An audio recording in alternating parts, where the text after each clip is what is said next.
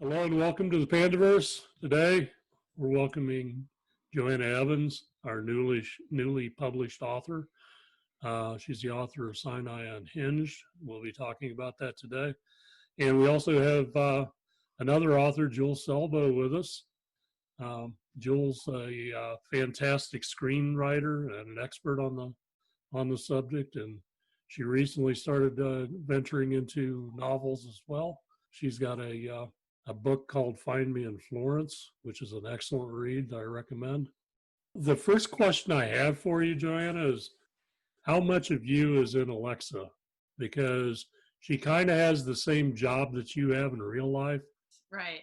Yes, Alex is a little bit like me, but not that much. I don't think I would have handled some of the situations the same way. Like, the opening scene, she has an event happen with a patient, and then she goes on to continue to treat that person. I'm pretty sure I probably would not. So there are bits and pieces, though. I am a therapist, but I've never worked in a psychiatric hospital, although I've visited many psychiatric hospitals through the course of my outpatient work, because unfortunately sometimes people do end up in psychiatric hospitals. I've never been in one that's really like, well, the regular part of Sinai, where she does most of her work. I've been in facilities like that. There's a forensic unit referenced in the book that does not exist to my knowledge. That was totally fabricated because it's not a very happy place. Where did the idea for the book come from? I mean, I like reading fiction, but I like reading nonfiction too. And I would find that I was just drawn to learning and reading about odd subjects like particle physics and the nature of the universe and who we really are, and on different levels. And CERN is just such a fascinating place in terms of the type of experiments they do and the questions that they're asking and the magnitude, physical magnitude of these gigantic experiments that they're doing that are miles long, trying to look for the tiniest, I guess, basis of, what's inside an atom with these giant experiments. I just thought this would be an awesome place for an action adventure thriller. And I felt like there's questions behind CERN, and because it's similar to like, why are we here? And what is our purpose in life, and trying to get to the root of things, even though they're doing it from a science angle. Some people do it from a spiritual angle. You can do all these different ways of searching for deeper meaning, but I thought I hope there would be an exciting way to create a story that maybe wove all those things together. So, well, you kind of bridge those things together in the course of the story, showing there is interconnectivity between there, and they're searching for how the macroscopic universe and the microscopic universe, the same laws apply to both, and how they're bridged together, and how that affects us because we're part of that universe too, and we're integrated into it. We forget that there's all this stuff that's unseen, that we just think about this, rather than there's so much going on behind the scenes. Yeah, we're part of the stardust in the universe. Right. So how much research did you do into particle physics and quantum theory and Yes, all that for the book? I did some reading, but I'm not a scientist by nature. So I reached out to CERN. People would say, like, if you reach out to the experts will help you. So I did. And they actually took me seriously, and they linked me with a man named John Huff, who's a professor, the Donner Professor of Physics at Harvard. And I was just amazed. I was totally blown away that he was as helpful as he was. I mean, I figured he'd ask some questions, but he would email back, felt like almost instantaneously, and give me elaborate explanation. Like I had 5 million questions, and he'd give me elaborate explanations. And it's so amazing. It is amazing. Like, it never seemed like I had, well, maybe I did have too many questions or dumb questions, but he never told me that. Well, he shouldn't. He's a professor, so he's used to students asking him dumb questions, right? But it is amazing how helpful people will be, because they do want us to get it right. Right, exactly. And people are generous with their time, and I think maybe it's a fun diversion for what your usual day-to-day stuff would be. He understood that you're trying to write on a subject that's near and dear to his heart, and he wants to make sure that it's presented accurately to people that are reading the book. There's a lot of books out there. I won't say that a lot of authors do it, but the good authors research their stuff. There's a lot of people publishing stuff now that it's half researched or not even researched at all, and they put out dubious facts or strange connections between things. And I struggled with, because I had to change it. At some point, it had to stop being reality and had to be twisted up a little bit to make the story become what it was. So I struggled with where to do that and how to do it in a believable way that was still fiction. And I'm sure I messed things up and portrayed some things wrong, but I did the best that I could. I tried to make it. That's why it's fiction. Right. Yeah. I tried to make it interesting too, and not like put enough science in so people could understand the setting and what was going on, but not too much that they get bogged down, I hope. For all the research and the script consultants and everything, I mean, I'm sure Jule can tell you more about that, but that they have on Hollywood movies, they make mistakes too. Oh, right. Mm-hmm. And you're But sitting as you say, it is fiction. And so we can extrapolate and go down different paths. And, sometimes fiction becomes reality. Yeah, I know, right? I saw Rambo. I think it was Rambo 2 or Rambo 3 where he's rescuing the POWs. Mm-hmm. And there's a scene in that. And I had the opportunity to see that back in the 80s when I was in the military, and I'm in an audience with other military members, from all branches, because I was in the language training class and we had people from all the branches there. And there's a scene in there where he fires a Lars. It's called a Lars, but it's basically a missile that's fired from a tube. Oh, I remember that. Yeah, Like several times. While he's inside a helicopter with people behind him. Okay? Yeah. And if he had actually done that in the real world, people behind him would have been fried from the blast off that thing. Yeah. So, right. Exactly. But yeah. But it was very entertaining and dramatic, So, but the reaction in the audience around me when he fired that thing off was priceless, because everybody said, "Yeah, right." Right. Yeah. So, I mean, for the average person, that's not going to break their suspension of disbelief and take them out of the story. But for people who know the military things, that, Right. They're going to roll their eyes at that. But see, it was still interesting enough. You kept watching. Anyway, you could let that part go.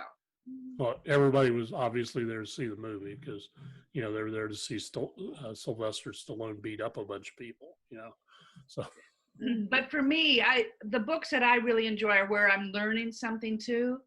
And in your book, there's so much to learn, and then of course a story also. So I like to learn, and I thought, well, I could expose people, because most people don't know what about particle physics or the experiments that they're doing that are just, I think, so fascinating.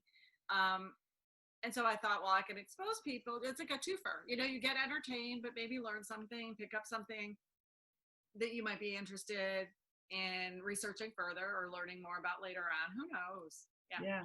I love that. I remember when they were building CERN, there was a lot of conspiracy theories around it, and a lot of people talking about, they're going to destroy the Earth. They're going to destroy the solar system. They're going to make a black hole and we'll all get sucked in. Right. And your book kind of played into that a little bit. Some of the worst nightmares of the technology going off the rails. So I thought that was interesting. Yeah, and I thought a black hole would be too predictable. And I also didn't want to do the Higgs boson experiments because I thought that might be kind of like old news. So I tried to pick a different experiment that could go wrong, and I made up things. Or John Huff helped me make up some things because I didn't know what a soliton was, until I was like, oh, but that could maybe do some damage if it was real, Yep. Well, you have one theoretical particle that happens in there that actually travels faster than the speed of light. That's the And soliton, right? those are generically called tachyons. So there actually is a name for a variety of theoretical particles that they have. At least this is my understanding of it. And that's like only one of them, because there's an idea that there's a whole nother range of particles that go beyond the speed of light. I actually use some of those in one of my books, but Ah, there's actually a device that, or it's a crystal that existed before this universe. So it's kind of ill-defined in the context of this universe, and oh. it emits tachyons. So Mm. that's how you can detect it. So, but of course, you have to have a way of detecting tachyons, because nobody does yet. Yeah, I kind of secret theory is CERN wants to figure out more about traveling faster than the speed of light, so that eventually space travel can be fast, just like Star Trek, right? It's all to try to get to. Matter and antimatter, blending together and producing a warp field. You have a character in your book named Valerie. I found her probably overall the most interesting character, although I didn't like her much at the beginning of the book. In the course of the book, she kind of gets forced by situations into having a relationship with the main character, Alexa, a friendship. They both grow a lot in their personalities because of that relationship. I like the way that played out in the book. Now Valerie she works at the complex, and comes off as a cold scientific type, although you find out in the backstory that she did have a relationship with one of the villains, previously, Kiernan. Kiernan is like the muscle for this other villain, the master villain, who's called the Voice, who's this politically connected base. He's the financier of the complex. He would embody the true elements of evil. He's almost to a demonic level, at times, the way that he's presented. Kiernan is this guy that was kind of nerdy, that got onto steroids and built himself up, and now he thinks that he has a very high opinion of himself for probably no real reason. And he had a relationship back when he was a nerd with Valerie. Right. And he's now, he was done wrong. and He wants some revenge. Right. yeah, and over the course of taking steroids to build himself up, he's developed an unhealthy obsession with Valerie, and he believes that he's doing everything to renew his relationship with Valerie, and that Valerie actually wants to renew a relationship with him. So he's self-deluded. Thinking, a lot of twisted thinking. Right. Yeah. That's a real interesting dynamic there. I won't spoil what actually happens, but that's a key element in the story, and it plays into what happens to resolve the major conflicts, and the real, the building the tension and everything in the story. And that was a challenge. It was a fun challenge and a difficult challenge, but trying to take different storylines to weave them together so that they all culminate at the end. She was a bit of an ice princess. She does soften when you get to know her, and Kieran is very twisted, and he has a grudge, and he's not worried about other people, only himself. He has a particular obsession with Valerie's eyes, and I'll just leave it there, because I don't want to go into too much with that. I cannot explain where that came from, and it's one of those things that as you're writing it, and then you go back and reread it, and I'm like, oh, I wrote that. Okay, that's gross, but all right. Yeah. Not too gross. I didn't want to make it horribly, I don't want gruesome, but it was a little disturbing, maybe would be. Mm-hmm. The Kieran character also knew Alexa's father.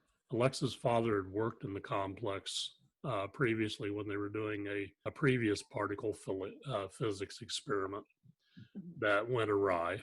The government, the energy department, shut them down, and the present complex has been resurrected from the ashes of that, sort of.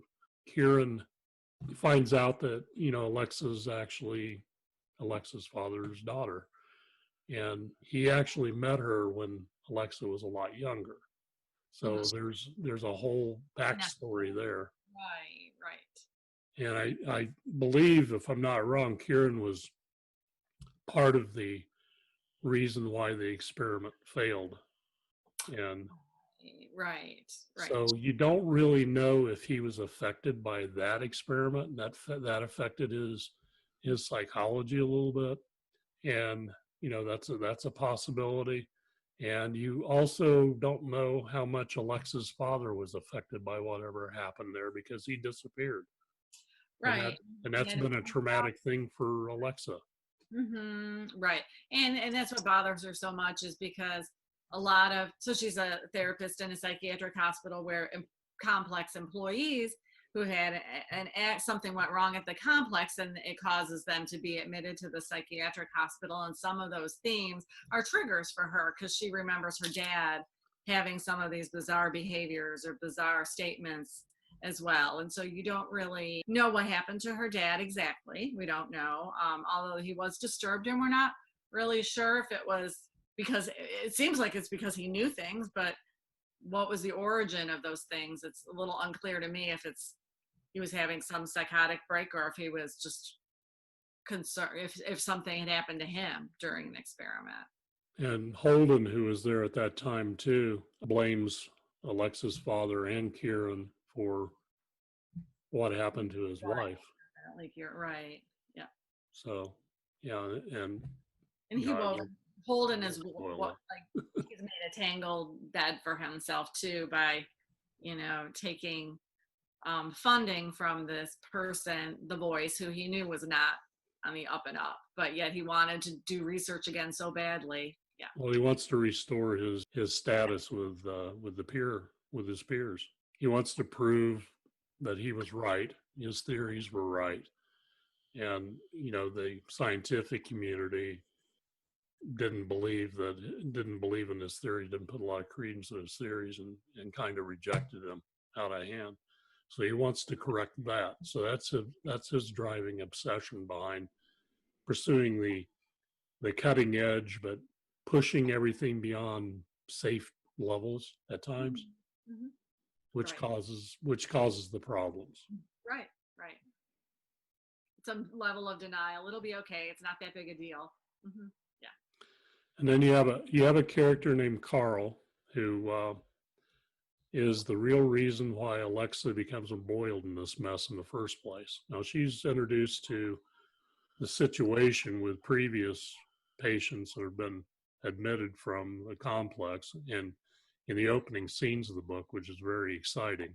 The people who watched the earlier session that we did with the reading from your book, they got a taste of that scene and how exciting it was. And Carl gets a job. He needs the promotion. His wife, Lena, wants to go to medical school. That's going to be very expensive. So he needs the money. And that's why he's brought into this thing. But then Carl starts developing the same conditions that the other people did. And Alexa, who's been friends with Carl for years, gets drawn into this because of Carl. And her other friend, who's Lena, who's Carl's wife, gets into a situation because of Carl's problem. Carl thinks that he's trying to protect his wife, but he's actually doing these really bizarre things, and over the line and extreme things to her. And Alexa gets involved trying to defend Lena against her best friend, Carl. So that's a very interesting dynamic there too. Very difficult situation. And he does, and he was changed. His thinking, his thought process was changed during an accident. And so he does think that he's doing good things he's not, but he thinks he's doing good things to protect Lena, his wife. Yes. So we just welcomed Nicole onto the call. Yeah, Nicole Asselin. She's the author of Murder at First Pitch, the baseball mysteries. She's a Red Sox fan, so I don't want to talk about it at the moment. I take it they lost. I don't follow baseball right now. So. Yeah, it's not been a good COVID time for my team. I have a question, Joanne. So when you were doing all the research with your mentor, your expert, did the other things that you were finding, did you find things that were, did they all agree, or did people have different opinions? And then how did you make your decisions? Well, I primarily just consulted with John Huff, so there wasn't a lot of conflicting views.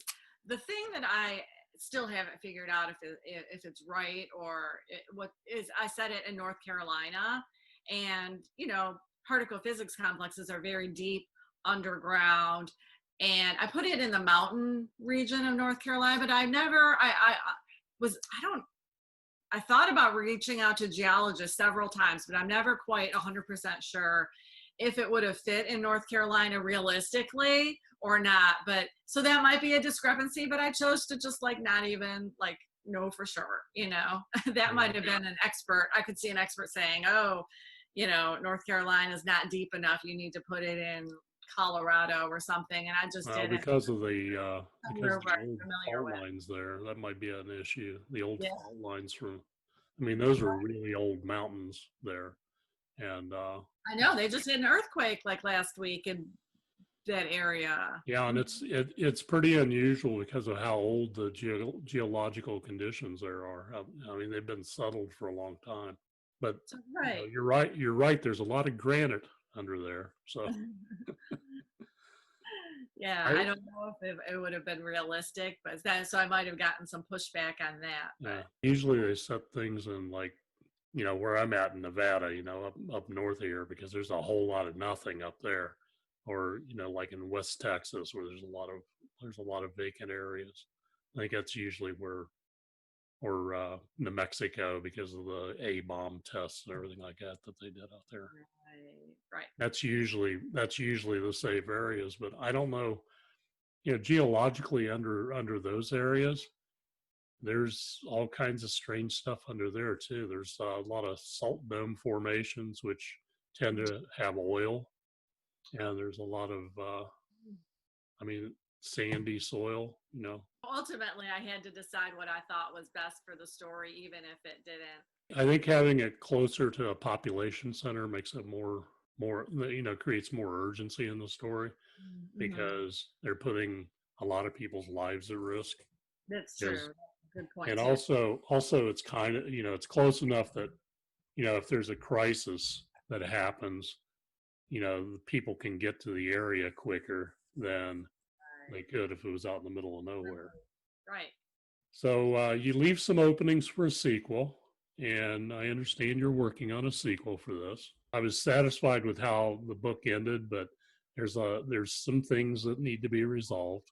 There's a couple loose ends. I wanted it to be able to stand alone, but yet leave room for another chapter in their life that would, maybe address some more of those loose ends or take this further, because Alex is a different person at the end. And so how does that play out in her life in the future, and what other things, because there's so many other things physics wise that could be tapped into in terms of other types of experiments. And I think the idea of other dimensions, that they have theories about and evidence for, and possibly the spirit world, ghosts and things like that could be a really interesting place that she could go to next. I mean, I do have to say, I am not writing. When I wrote this, I was in a good, really calm, free space, good place in my life where it was just easy to do. And life has been,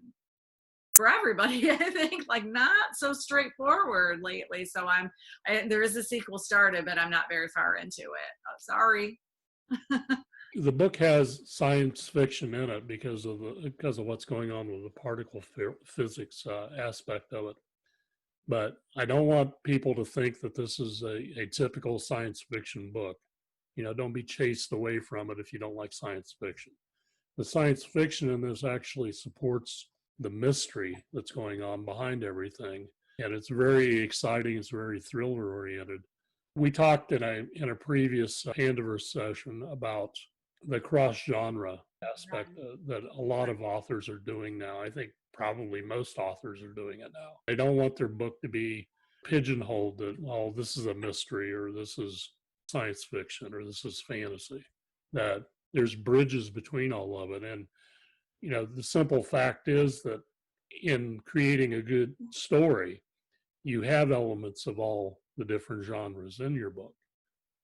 So yeah, because it's in a hospital, it's a little bit medical, thriller, definitely either hard science fiction or a science thriller, you know, which is a category, but it's not a popular category, but it's like a Michael Crichton-y sort of thing. Right. Yes, right. And like you said, action adventure and straight traditional thriller, a little bit of mystery, because of course there's a mystery.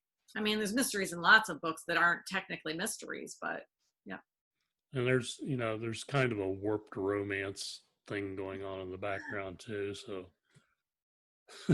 Yeah, not so I definitely wouldn't call this a romance book, but you know, there's always a little bit, you know, romance is an important element in everybody's life. So there's going to be, you know, if you make your book realistic, there's going to be some kind of relationships between the characters. So in that respect, there is romantic elements in the story as well. For example, Carl is in love with Lena and Lena's in love with Carl. And that dynamic comes into conflict because of the strain that the problems that Carl develops puts in their relationship. Mm-hmm. Comes into question, right? I really like the book. There's a lot going on in it. It's very entertaining. It's definitely something that you could pick up on a Friday and spend your whole weekend enjoying. So I recommend it highly for anybody that's out there. I've written a review on it already and posted it on my blog, Thank you. elgonwilliams.com. I'm so excited about it, and it's Thank just you. the kind of book that I like to read. So Do you really good? Good. yes. Congratulations on everything. I'm so excited that it's out and it's in the real world.